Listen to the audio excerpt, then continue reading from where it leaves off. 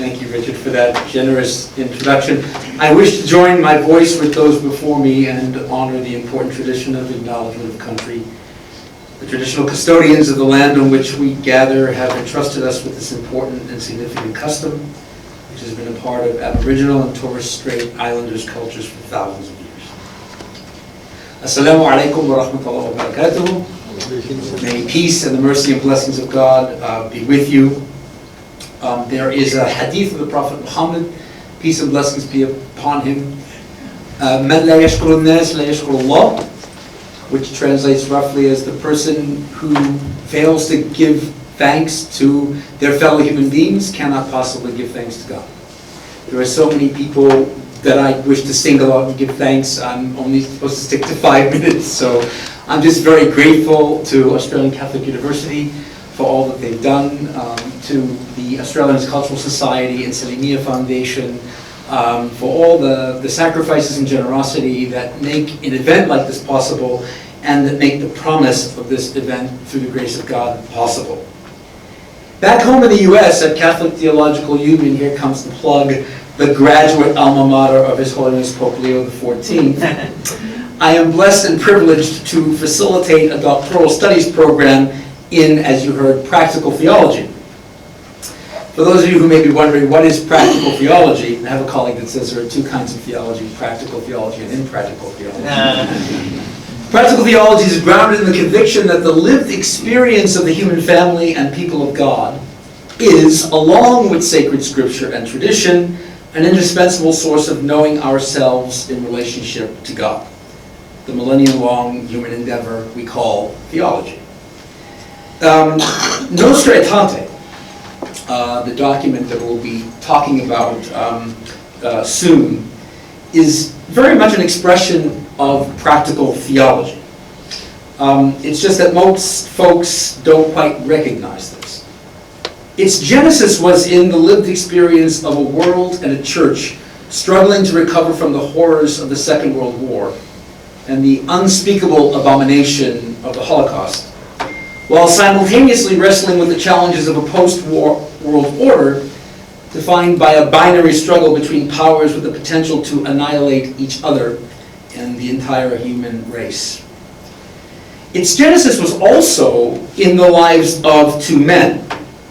One was Angelo Giuseppe Roncalli, who was apostolic delegate to Turkey in the late 1930s and early 1940s, and subsequently Patriarch of Venice until his election as Pope John XXIII on the 28th of October, 1958, 7 years to the day before the promulgation of Nostra Aetate, which unfortunately he would not live to witness. The other was Jules Isaac, a great French Jewish historian and intellectual who lived through the infamous Dreyfus affair in his native France and survived the Shoah, tragically bereft of much of his family, including his beloved wife and daughter who were murdered in Auschwitz. As leader of the International Conference of Christians and Jews, Isaac was vocal about the undeniable truth that centuries of Christian anti-Judaism and anti-Semitism had laid the groundwork for the slaughter of 6 million Jews. St. John XXIII met with Professor Isaac and got the message. After that meeting, the process that yielded Nostra Aetate began. It began as a statement about the church's relationship to the Jewish people, but then a lot of the bishops in attendance at the conference were saying, you know, we live in contexts where there are people of other faiths. In South Asia, where there are lots of Hindus, and in many different parts of the world, especially the Middle East, where there are lots of Muslims. And so the final product was a document that did not just address the issues of the church's relationship with the Jewish people, but the church's relationship with people of other faith traditions. It was the shortest council document, but I like to say the subsequent impact of this document turned out to be in inverse proportion to its length. Nostra Aetate was undoubtedly rooted in lived experience, as I've tried to point out, but necessarily largely aspirational in content. What do I mean by this?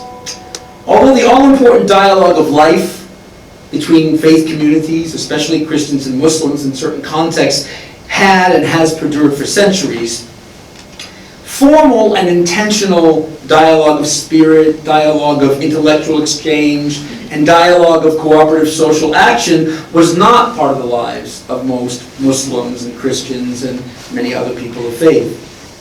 In other words, by the time of the Second Vatican Council in the early 1960s, beyond the meeting between Jules Isaac and Giuseppe Roncalli, there was not much lived experience in this regard.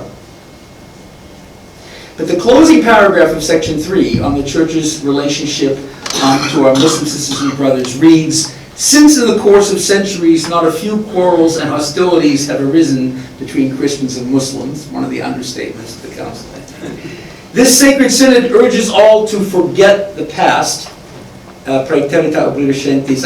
I think what the fathers meant was not get stuck in the past. You can't really move forward by forgetting the past. "And to work sincerely for mutual understanding and to preserve as well as to promote together for the benefit of all humanity, social justice and moral welfare as well as peace and freedom. I believe the inauguration of this chair and other noble and critically important initiatives such as this represent a robust and courageous response to this call. But so much more work remains to be done, among which is the recentering of the importance of indigenous religious and spiritual praxis, something that gets, I'm sorry to say, short shrift in the document Nostra Aetate. Also, many nation states, especially my own, the United States, appear to be entering yet another dark chapter in their history. And I'd like to think that maybe one place we could go is to focus very intentionally on non-triumphalist, faith-based, decentralized, transnational interfaith movements that can accomplish what nation states apparently cannot.